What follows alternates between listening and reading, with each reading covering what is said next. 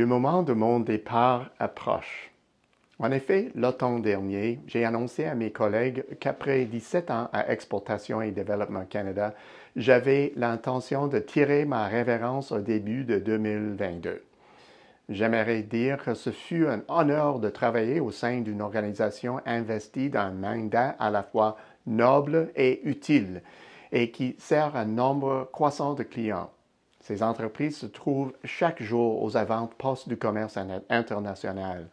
Elles partent à la conquête du monde et y trouvent le succès.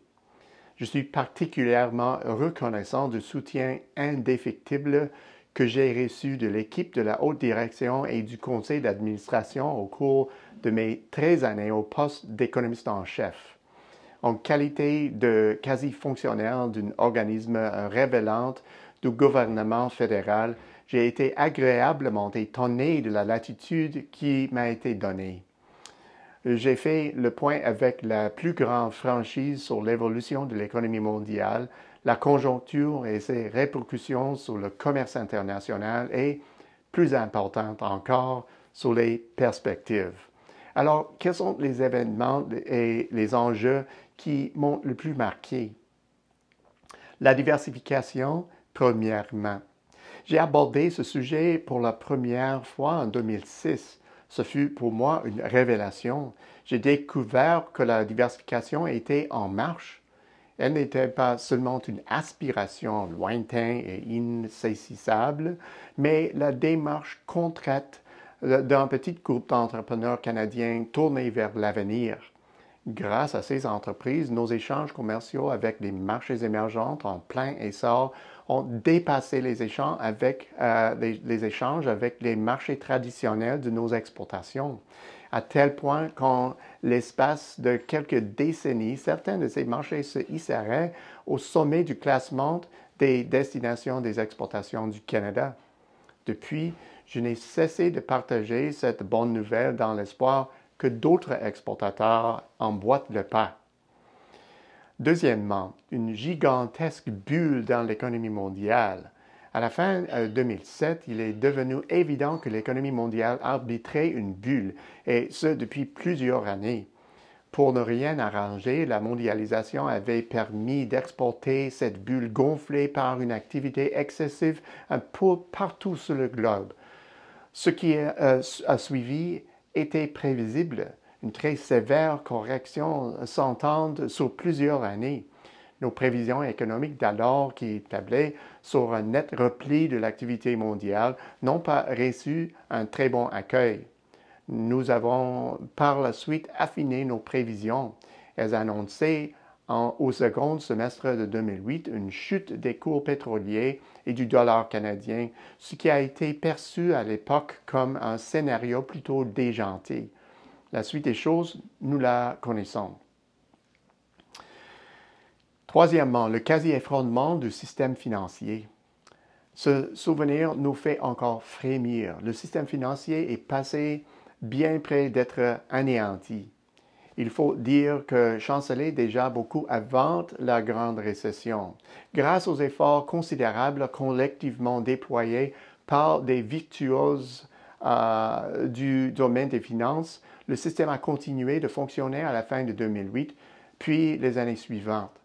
Pour éviter de revivre une autre crise de ce genre, une réforme du système financier a été lancée. Ce chantier est loin d'être terminé et nécessitera encore des améliorations. Quatrièmement, les programmes de relance publique. Face au chaos économique et financier, d'importants programmes de relance publique ont été mis en place. Ces initiatives ont rallié tous les acteurs, peu importe leur allégeance politique. Dans les économies développées bien nanties, on a qualifié ces programmes d'impressionnants en raison de leur envergure.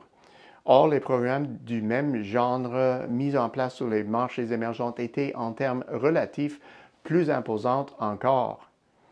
À cela se sont ajustées les mesures de relance monétaire, un outil jusque-là théorique. Il est toujours utilisé à ce jour et semble donner les effets escomptés, même si son fonctionnement et ses effets demeurent mal compris. puis la reprise qui n'a jamais eu lieu. La grande récession a été suivie de la grande stagnation. Malgré toutes les mesures de relance mises en œuvre, l'économie a péniblement progressé, incapable d'orchestrer une véritable reprise. Ce contexte a produit une génération de diplômés mécontentes et de travailleurs victimes d'un chômage prolongé qui ont perdu foi dans le système. Cette génération mise sur la touche a donné de la vigueur au populisme qui a trouvé des adhérents partout sur la planète. Les signes d'un regain ont été observés en 2016, mais à l'époque, les troubles politiques ont semblé entraver cet élan. Sixièmement, la pandémie de COVID-19. Si l'économie était en bonne voie vers une véritable reprise, ce que le taux de chômage semblait confirmer, la pandémie a stoppé net ce mouvement. L'économie a ensuite alterné les phases de redémarrage et d'arrêt, ce qui a compliqué la planification des activités. Résultat, les entreprises ne savent pas très bien quand et où elles investiront et les consommateurs se font moins dépensiers. Le taux d'infection s'impose comme l'indicateur avancé de tous les autres indicateurs, mais il perdra ce statut dès que l'immunité collective sera atteinte. Enfin, l'économie profite de solides fondamentaux. Malgré les difficultés engendrées par la pandémie, l'économie demeure résiliente. Cette résilience a d'ailleurs confondu les spécialistes qui déclaraient au début de la pandémie que la reprise serait timide. Ce ne fut pas le cas. La vivacité de la demande comprimée avant la pandémie laissait entrevoir un robuste rebond, ce qui a pris au dépourvu les économies du monde. De là, les soucis du côté des chaînes d'approvisionnement, la pénurie de main-d'œuvre, la montée de l'inflation et le resserrement de la politique monétaire. La combinaison de ces éléments et d'autres facteurs a contribué à faire naître un certain cynicisme envers les institutions, les systèmes de gouvernement, la concentration des entreprises, l'utilisation des technologies et une foule d'autres composantes essentielles de nos sociétés. Elle a aussi mené à une désillusion certaine à l'égard du capitalisme. Les cyniques seront pardonnés compte tenu des échecs et demi-échecs retentissants encaissés par les marchés depuis une dizaine d'années. La faute du capitalisme serait peut-être celle que l'on trouve exprimée dans la critique de Winston Churchill, ancien premier ministre du Royaume-Uni, à l'endroit de la démocratie. Le capitalisme est sans doute la pire forme de système économique, à l'exception de tous les autres qui ont pu être expérimentés au fil du temps. Je présume qu'il faudra attendre de voir si le capitalisme, en dépit de tous ses travers, réussira à se faire valoir ou si nous mettrons de nouveau à l'essai une ou plusieurs de ces autres formes de système économique. Au bout du compte, à l'heure de mon départ à la retraite d'EDC, j'avais espéré que la pandémie serait derrière nous et que nous mettrions résolument le cap sur la croissance économique. À l'évidence, mon souhait ne s'est pas réalisé.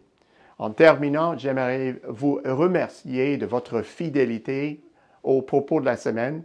Sa rédaction et sa livraison me manqueront à coup sûr. Merci aussi de m'avoir appuyé pendant tant d'années dans mon travail d'économiste en chef de DC. L'édition de la semaine prochaine sera la dernière que je signerai. Je vous présenterai alors mon successeur à la barre du propos de la semaine. Alors, à la semaine prochaine, c'est Peter Hall.